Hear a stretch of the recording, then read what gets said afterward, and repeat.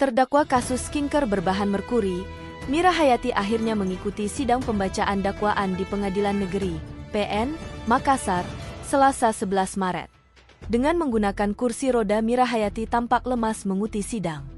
Jaksa Penuntut Umum (JPU) Herawati saat membacakan dakwaan menyebut ada 2 produk skincare yang diproduksi MH Kosmetik dan diduga mengandung bahan berbahaya yakni merkuri. Adapun 2 produk tersebut yakni MH Cosmetic Lightening Skin dan MH Cosmetic Night Cream. Hasil pengujian laboratorium BPOM, Badan Pengawasan Obat dan Makanan, Makassar, 2 produk kosmetik yaitu MH Cosmetic Lightening Skin dan MH Cosmetic Night Cream positif mengandung merkuri raksa Hg, ujarnya saat membacakan dakwaan.